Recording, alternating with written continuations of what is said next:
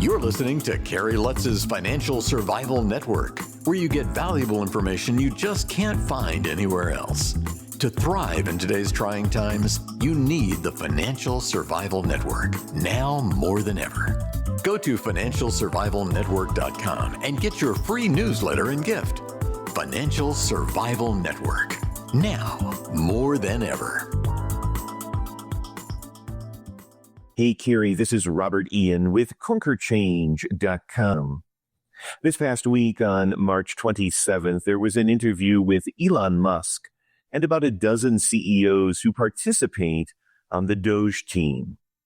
Bret Baier on Fox News spent about 40 minutes trying to frame the larger picture of what DOGE is attempting to accomplish. There were many examples cited regarding systemic inefficiencies, redundancies from computer systems that are very old, many of which do not communicate with each other, and outright fraud. The stated goal of DOGE is to reduce the deficit by $1 trillion, essentially cutting it in half, and by extension, cutting federal spending from $7 trillion to $6 trillion annually. And all of this supposedly without affecting critical government services.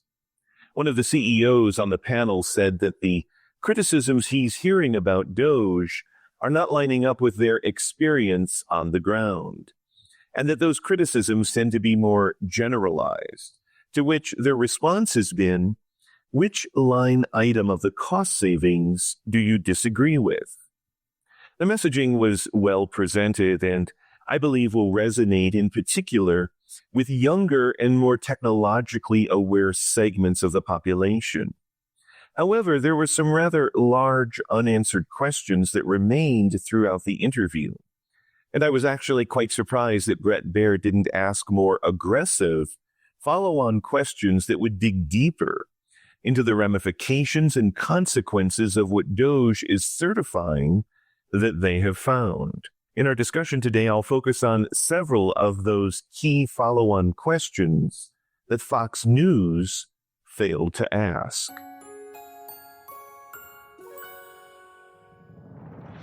First, several key findings were presented that formed the outline of the interview.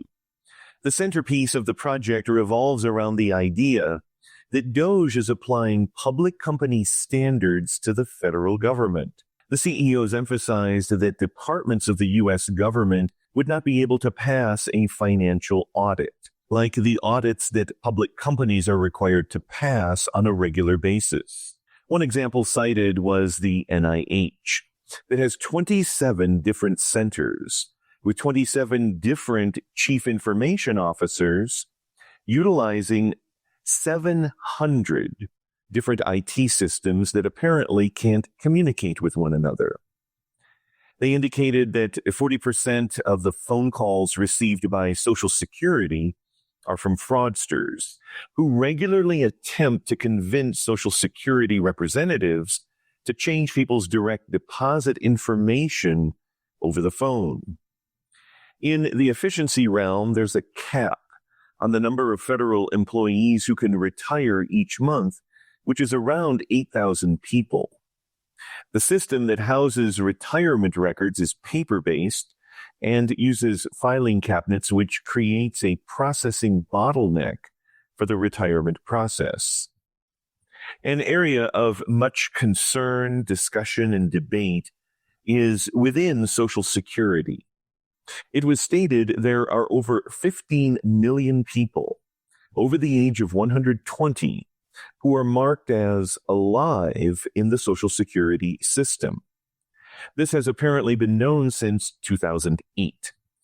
Several days after the interview aired, the DOGE website indicated there were approximately 12 million recipients marked as alive over the age of 120.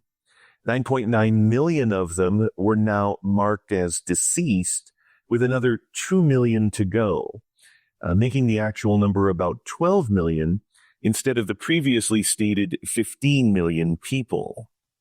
Reading through the DOGE website at doge.gov will show a long list of various contracts being canceled by the auditors.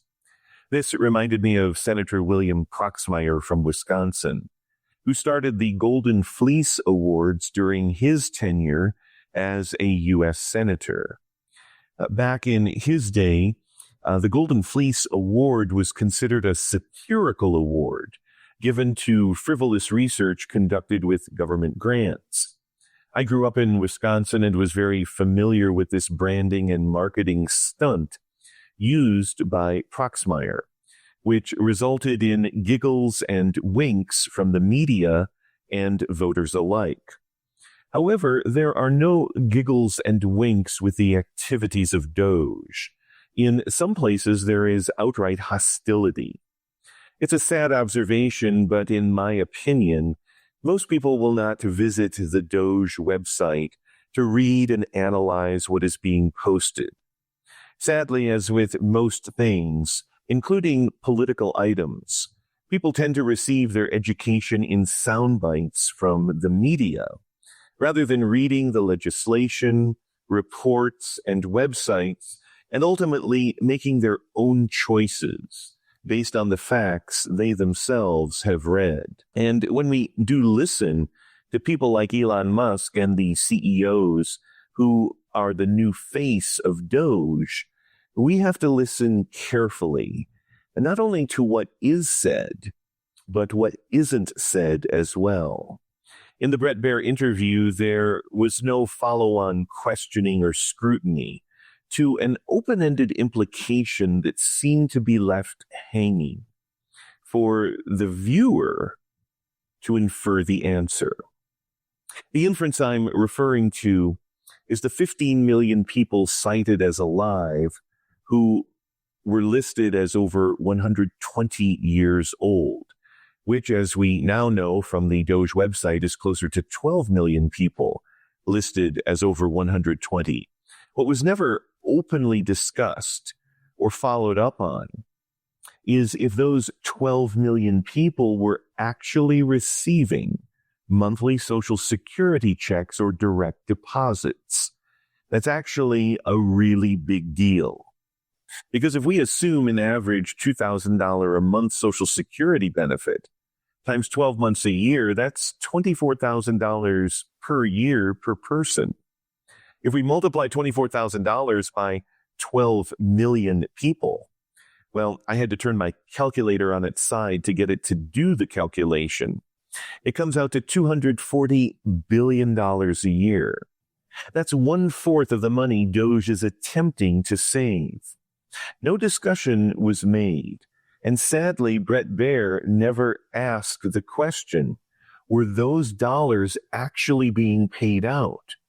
Or were those people simply marked as alive? And if those dollars were being paid out each month, each year, Social Security already has the direct deposit information of the recipients or the address of record to where the checks were mailed. So they already know who, if anyone, committed that fraud.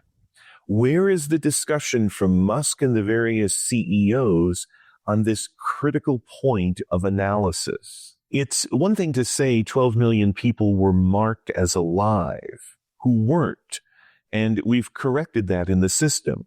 It's entirely another thing to say or imply that up to $240 billion a year was going to those people marked as alive in the system. And if that's the case, what will be the consequences for those people that committed that fraud? Despite all of the ludicrous Golden Fleece Award style examples now being cited by DOGE, there are major questions that really need to be unpackaged simply and succinctly. Namely, who committed the fraud? How much was it? And what's going to happen to them now? Let's get a bit more specific, shall we?